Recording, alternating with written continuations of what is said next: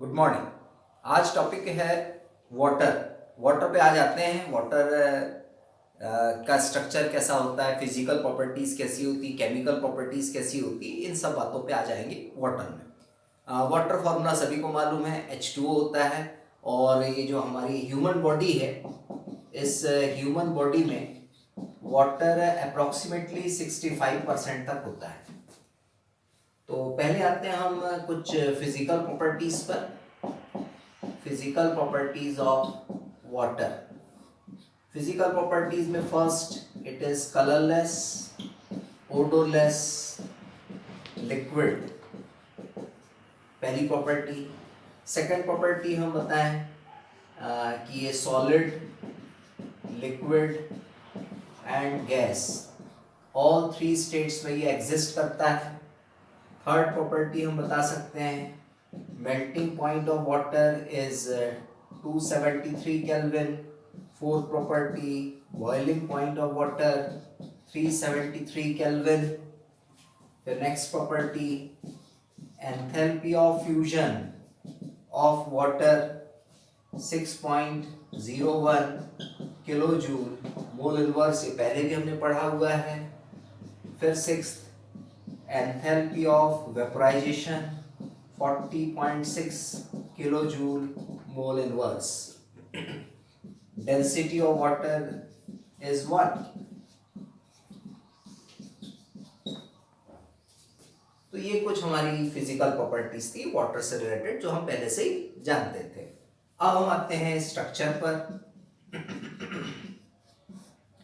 Structure of water, valence shell electron pair repulsion theory के basis पे चलें तो वाटर का स्ट्रक्चर ऐसा वी शेप स्ट्रक्चर आता है। इसमें 2 लोन पेयर ऑफ इलेक्ट्रॉन्स होते हैं। बॉन्ड एंगल आता है इसमें 104.5 degree and bond length OH की आती है 95.4 पिकोमीटर। ये हमारी बॉन्ड लेंथ है। एंड यहाँ जो ऑक्सीजन है ये sp3 हाइब्रिडाइज्ड होता है। यहाँ sp3 हाइब्रिडाइजेशन प्रेजेंट होता है। ये भी हम देख चुके थे केमिकल बॉन्डिंग वाले चैप्टर में। तो ये है हमारा स्ट्रक्चर। अब हम आते हैं स्ट्रक्चर ऑफ आइस पर। कि आइस का स्ट्रक्चर कैसे होगा और क्यों आइस वाटर से लाइटर है, जबकि आइस सॉलिड होता है फिर भी वाटर से वो लाइटर है, क्यों? स्ट्रक्चर of ice, HOH, ये वाटर मॉलिक्यूल और ये H बॉन्ड हम लगा रहे हैं यहाँ पर एक और वाटर मॉलिक्यूल के साथ। यहाँ पे भी हम H बॉन्ड लगा रहे हैं एक और वाटर मॉलिक्यूल के साथ।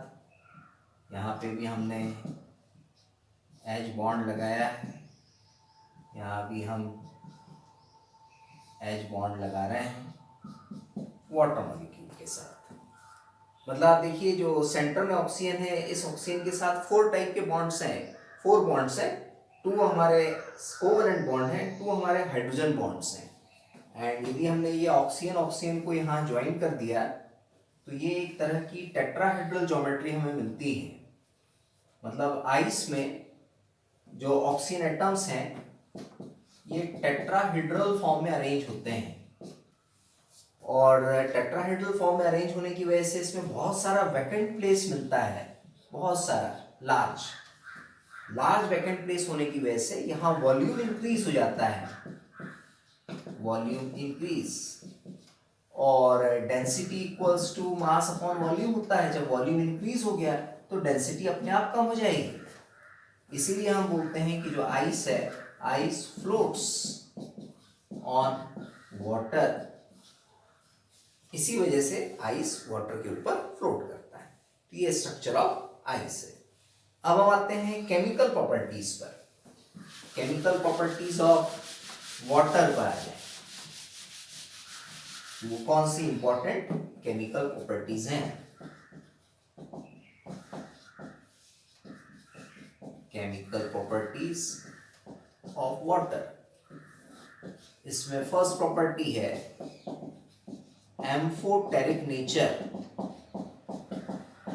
एम्फोटेरिक मीनिंग कंफर्म है, acid and base both type का नेचर, मतलब वाटर दोनों ही टाइप का बिहेवियर शो करता है, एसिडिक भी और बेसिक भी, इसीलिए इसे बोलते हैं एम्फोटेरिक। कैसे?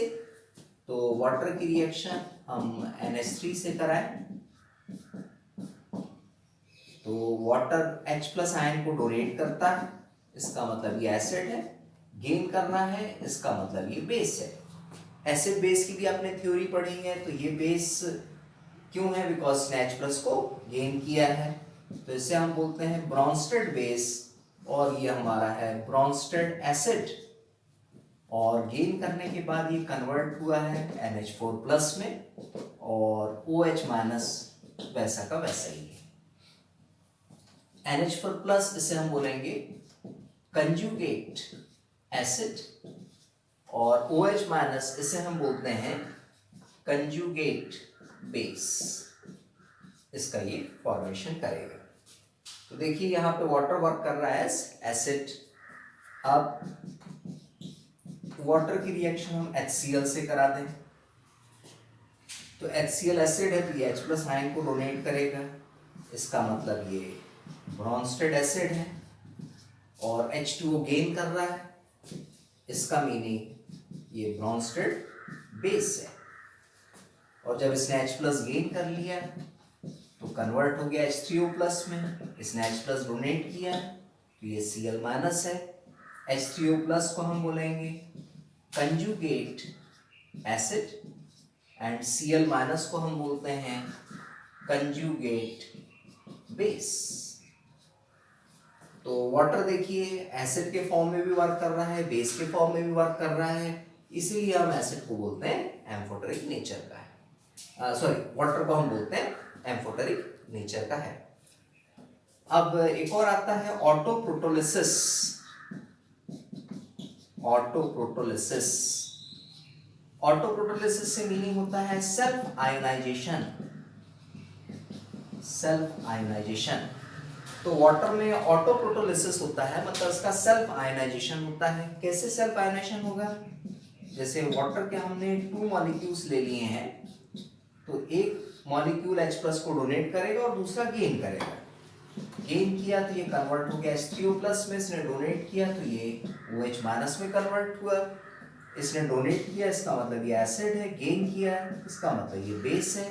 यहाँ पर ये एसिड होगा और ये बेस होगा। तो इस रिएक्शन से भी ये कंफर्म हो जाता है कि वाटर एसिड एंड बेस दोनों के फॉर्म में बिहेव कर रहा है, इसका मतलब वाटर एक एम्फोटेरिक नेचर का सब्सटेंस है। तो ये फर्स्ट रिएक्शन थी हमारी एम्फोटेरिक नेचर। अब आते हैं सेकंड रिएक्शन पर। सेकंड रिएक्शन है redox reactions. Water redox reactions भी देता है।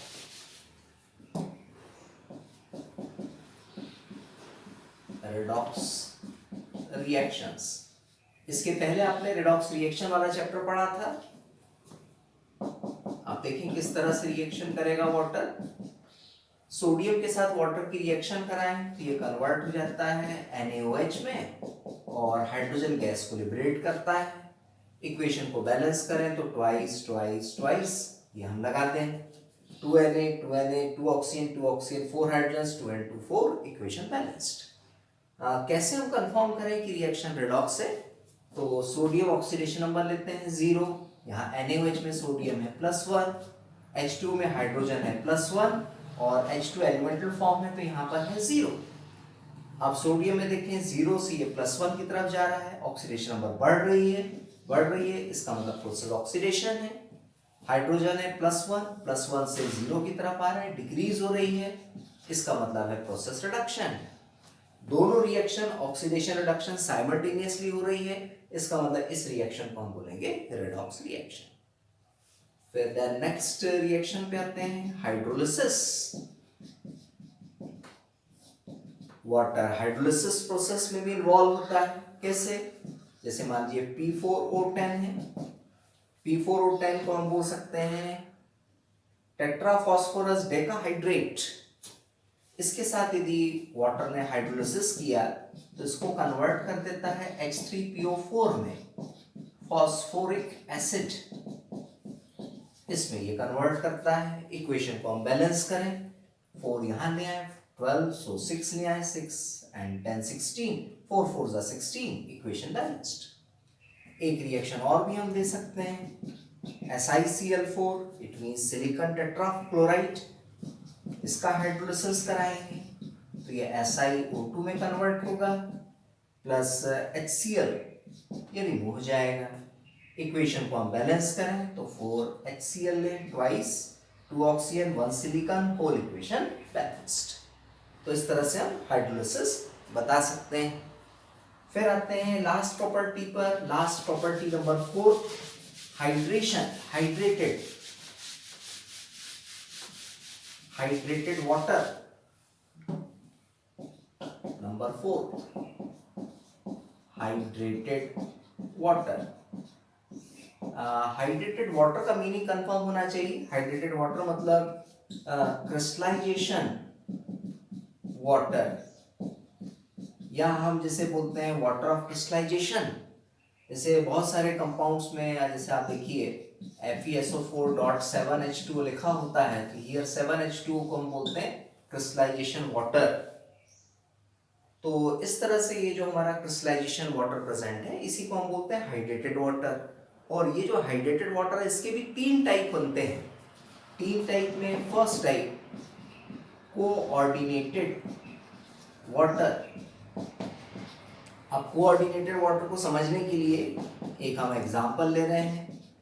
एग्जांपल CrCl3.6H2O, तो यहाँ पे ये वाटर ऑफ क्रिस्टलाइजेशन है, बट ये किस फॉर्म में अटैच है, तो इसके लिए एक कॉम्प्लेक्स बनाते हैं, CrH2O6 square bracket close Cl3, 1Cr 1Cr H2O 6 times H2O 6 times Cl3 तो यहाँ ये 6 वाटर मॉलिक्यूल स्क्वायर ब्रैकेट के अंदर है। इसका मतलब ये कोऑर्डिनेटेड फॉर्म में है।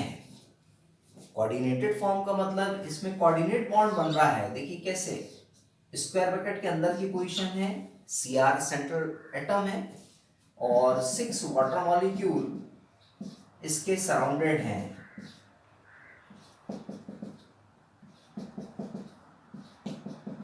One two three four five six, और ये कोऑर्डिनेट बॉन्ड फॉर्म करते हैं, इसीलिए इसे बोला जाता है कोऑर्डिनेटेड वाटर। और बाहर Cl3 लगा हुआ ये पहला टाइप है कोऑर्डिनेटेड वाटर। फिर सेकंड है इंटरस्टिशियल वाटर।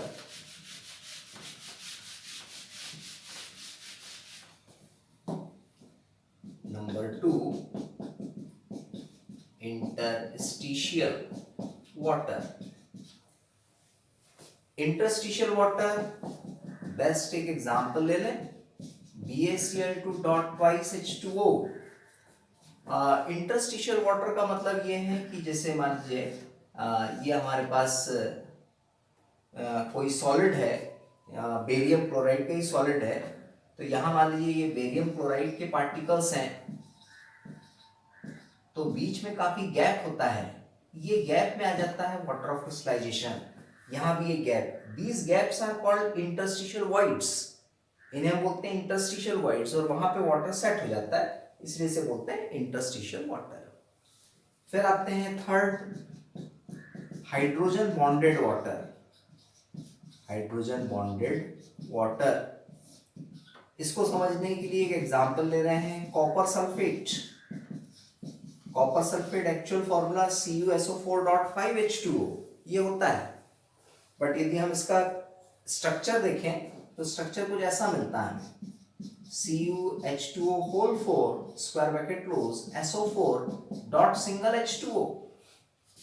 तो ये जो हमारे 4 वाटर मॉलिक्यूल्स हैं स्क्वायर ब्रैकेट के अंदर, ये तो कोऑर्डिनेटेड है, जो अपन ने फर्स्ट टाइप में देखा था, ये कोऑर्डिनेटेड वाटर, बट हम क्या पढ़ रहे हैं, हाइड्रोजन बॉन्डेड।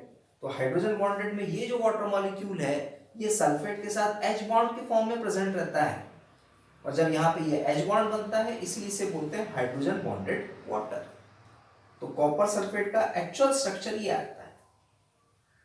तो इस तरह से ये थी हमारी केमिकल प्रॉपर्टीज। फिर आते हैं hard water and soft water पर। पहले ही आप जानते ही हैं हार्ड वाटर क्या होता है, सॉफ्ट वाटर क्या होता है, फिर भी एक बार हम इसको रिपीट कर लेते हैं।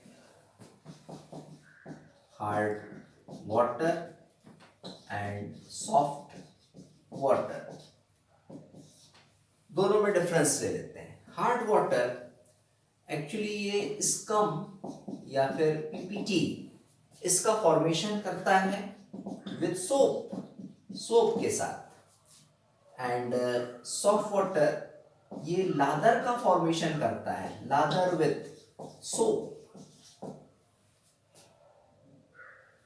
और कैसे फॉर्मेशन करता है, तो इसकी हम रिएक्शन भी बना सकते हैं हार्ड वाटर से रिलेटेड, इसको थोड़ी देर में देखेंगे। पहले तो हम कंपोनेंट्स देख लें कि हार्ड वाटर में क्या होता है।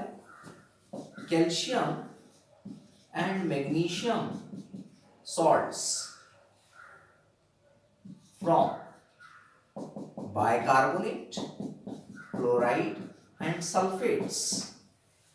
मतलब बाइकार्बोनेट, क्लोराइड और सल्फेट के जो कैल्शियम मैग्नीशियम सॉल्ट्स हैं, इन्हीं को हम बोलते हैं हार्ड वाटर। मतलब हार्ड वाटर में कैल्शियम बाइकार्बोनेट होगा, कैल्शियम क्लोराइड होगा, कैल्शियम सल्फेट होगा, साथ ही साथ मैग्नीशियम बाइकार्बोनेट होगा, मैग्नीशियम क्लोराइड होगा, मैग्नीशियम सल्फेट होगा। मतलब ये 6 कंपाउंड हार्ड वाटर में प्रेजेंट होते हैं।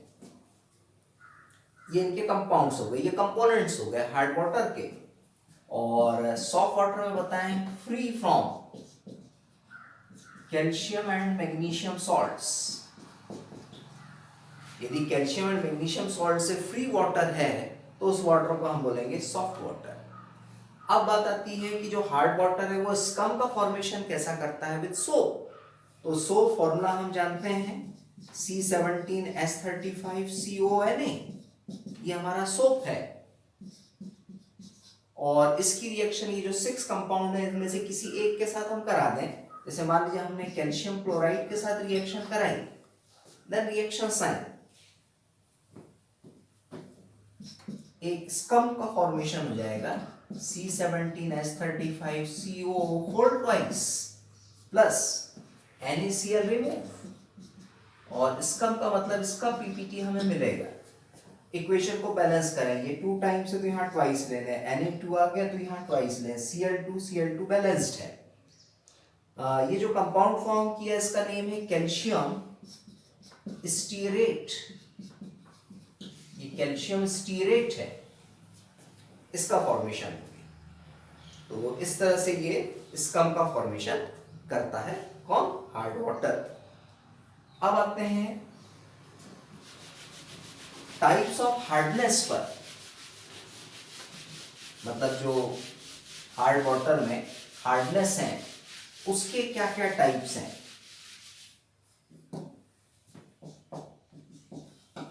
टाइप्स ऑफ हार्डनेस, और 2 टाइप हैं हमारे। एक है टेम्पररी हार्डनेस और एक होती है परमानेंट हार्डनेस।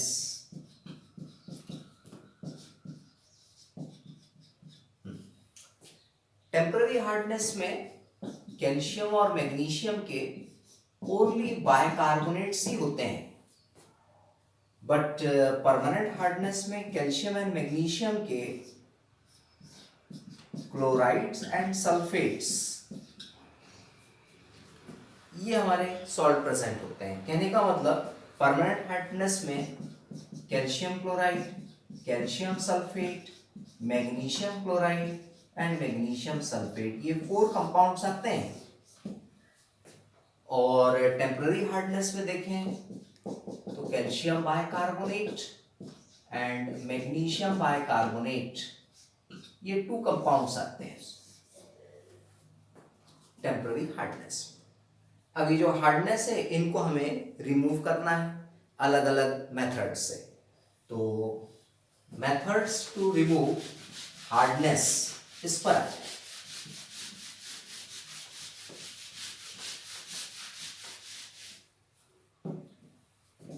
रिमूवल हार्डनेस, और अभी हम पर्टिकुलरली ले रहे हैं temporary by the following methods.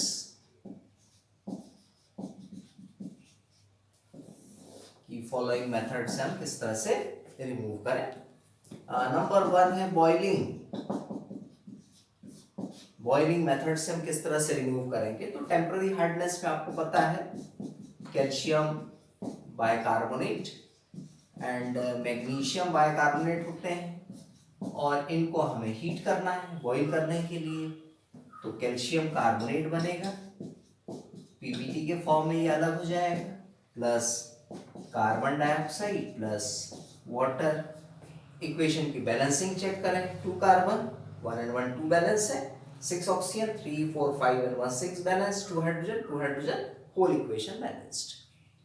Magnesium bicarbonate, तो ये कन्वर्ट हो जाता है मैग्नीशियम हाइड्रोक्साइड में, एंड साथ ही साथ OH CO2 ये रिमूव होगा। इस इक्वेशन को भी हम बैलेंस करें तो कार्बन है 2 टाइम्स, तो हमने ट्वाइस ले लिया। ऑक्सीजन देखें 4 and 2 6, 2 hydrogen 1 mg whole equation balanced. तो इस तरह से ये प्रेसिपिटेट का फॉर्मेशन करता है, और ये जो प्रेसिपिटेट है ये सॉलिड फॉर्म में नीचे बढ़ जाते हैं। तो इस तरह से जो जो टेम्पररी हार्डनेस है वो दूर हो जाती है। ये बॉइलिंग मेथड। फिर इसमें सेकंड मेथड आती है क्लार्क्स मेथड। क्लार्क्स मेथड में हम लाइम वाटर का यूज करते हैं हार्ड वाटर के साथ। तो हार्ड वाटर के पहले कंपोनेंट्स देख लें। हार्ड वाटर में मेनली 2 कंपोनेंट्स हैं, calcium bicarbonate and magnesium bicarbonate, और इसकी रिएक्शन हम लाइम वाटर से करा रहे हैं। Lime water formula CaOH whole twice. तो जब कैल्शियम बाइकार्बोनेट से कराएंगे तो कैल्शियम कार्बोनेट का पीपीटी मिल जाएगा, plus CO2 plus H2O remove होगा। इक्वेशन को बैलेंस करें, 2 कैल्शियम है तो हम ट्वाइस ले लें, कार्बन 2 बैलेंस है, हाइड्रोजन देखें 2 and 2 4, सो हम यहाँ ट्वाइस ले लेते हैं। ऑक्सीजन चेक करें 3 to the 6 and 2 8, 3 to the 6 and 2 8, equation balanced.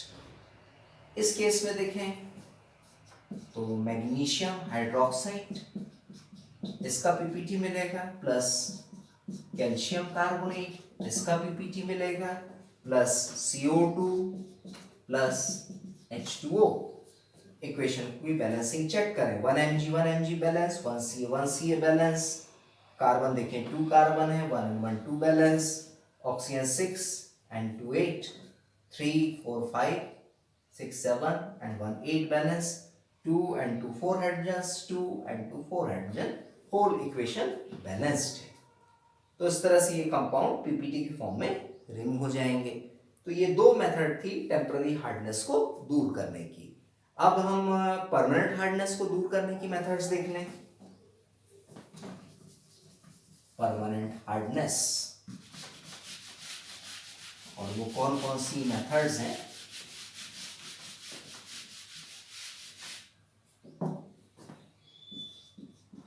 Permanent hardness, इसको हम दूर कर रहे हैं। तो पहली मेथड है bye washing soda. Washing soda formula जानते हैं, Na2CO3.10H2O होता है। इसकी रिएक्शन से हम वाटर के अंदर की जो परमानेंट हार्डनेस है उसको दूर कर सकते हैं। परमानेंट हार्डनेस में 4 कंपाउंड्स होते हैं हमारे, calcium chloride, magnesium chloride, calcium sulphate, magnesium sulphate. तो इन 4 कंपाउंड में से किसी एक कंपाउंड पे हम वॉशिंग सोडे की रिएक्शन कराएं। जैसे मान लीजिए हमने CaCl2 लिया है और इसमें हम वॉशिंग सोडे की रिएक्शन करा रहे हैं। तो जब भी हम केमिकल रिएक्शन बनाते हैं तो इसमें वाटर ऑफ क्रिस्टलाइजेशन का यूज नहीं करते हैं। कैल्शियम कार्बोनेट ये पीपीटी के फॉर्म में अलग हो जाएगा, प्लस ट्वाइस NaCl ये हमें एक्वस फॉर्म में मिलता है। तो इस तरह से हमने कैल्शियम सॉल्ट को यहाँ से अलग कर लिया। तो ये है परमानेंट हार्डनेस को रिमूव करने की method.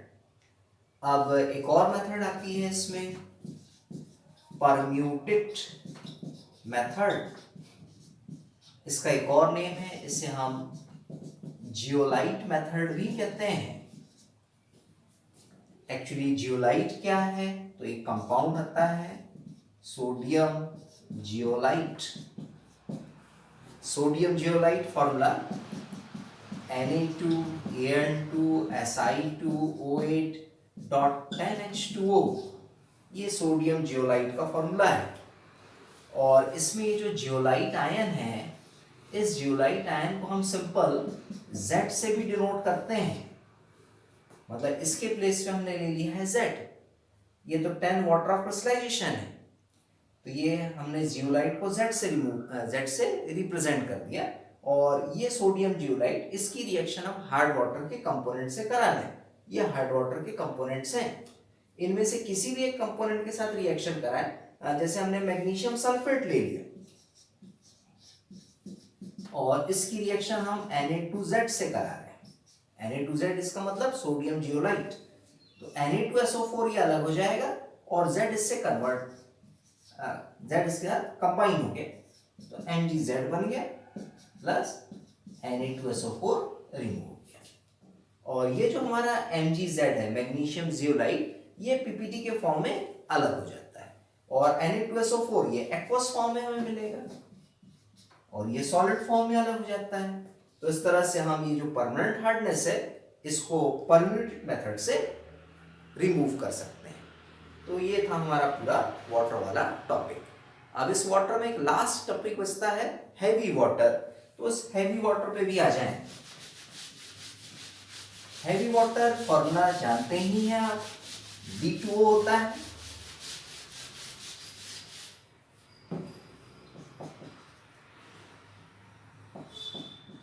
Heavy water D2O, and इसका मेन यूज न्यूक्लियर रिएक्टर्स में होता है। In nuclear reactors as moderator के फॉर्म में। एक्चुअली जो न्यूक्लियर रिएक्टर में जो न्यूक्लियर रिएक्शंस होती हैं, उन न्यूक्लियर रिएक्शंस की स्पीड को कम कराने के लिए हम इस हैवी वाटर का यूज करते हैं। तो ये इसका यूज हो गया, मेन यूज। और इसकी भी कुछ प्रॉपर्टीज हैं, जैसे मान लीजिए सल्फर ट्राइऑक्साइड, इसके साथ हमने हैवी वाटर की रिएक्शन कराई तो कंपाउंड बनता है D2SO4 एंड D2SO4 का नेम है ड्यूट्रो सल्फ्यूरिक एसिड, ड्यूट्रो सल्फ्यूरिक एसिड। वैसे यदि मान लीजिए हमने CaC2 लिया है और इसमें हमने D2O की रिएक्शन कराई है, CaC2 का नेम है कैल्शियम कार्बाइड, ये कैल्शियम कार्बाइड है। इसमें हैवी वाटर की रिएक्शन कराएंगे तो CaOH whole twice plus C2D2 हमें मिलता है। इक्वेशन को बैलेंस करें तो O2 टाइम्स है तो यहाँ ट्वाइस कर दें, 4D सॉरी OD, यहाँ पे OD आएगा, OD। अब देखिए D 4 टाइम्स है तो 2 and 2 4 टाइम्स D हो गया। 1 कैल्शियम होल इक्वेशन बैलेंस्ड।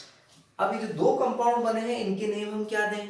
यदि यहाँ H होता तो ये कैल्शियम हाइड्रोक्साइड था, बट अब यहाँ D है तो हम इसे पढ़ेंगे कैल्शियम ड्यूट्रोक्साइड, ड्यूट्रोक्साइड। ये कैल्शियम ड्यूट्रोक्साइड है। ये C2D2, इसके प्लेस पे आप मान लीजिए कि ये C2H2 है, तो C2H2 का हम पढ़ते हैं एसिटिलीन, तो यहां इसका नेम होगा ड्यूट्रो एसिटिलीन, ड्यूट्रो एसिटिलीन, ये कंपाउंड का नेम आएगा। वैसे एक रिएक्शन और है, Al4C3 एल्यूमिनियम कार्बाइड। इसमें यदि हमने D2O की रिएक्शन कराई तो कंपाउंड फॉर्म होगा CD4 प्लस Al2O3। पहले इक्वेशन को हम बैलेंस करें, Al4 टाइम तो हम यहाँ ट्वाइस ले लें, 6 ऑक्सीजन, तो यहाँ हम 6 ले लेते हैं, 12D, तो हम यहाँ थ्राइस ले लें। एक बार चेक कर लेते हैं सब बैलेंस है या नहीं है। 4Al balance, 3 carbon balance, 12 deuterium balance, 6 oxygen balance, whole equation balance. यहाँ जो CD4 मिला है इसका नेम क्या होगा? CD4 को आप कंपेयर करिए CH4 के साथ। CH4 एक्चुअली मीथेन है, तो जो CD4 होगा इसे हम बोलेंगे ड्यूट्रोमीथेन, नेम ऑफ द कंपाउंड ड्यूट्रोमीथेन। तो ये था टॉपिक हमारा हैवी वाटर से रिलेटेड। Thank you.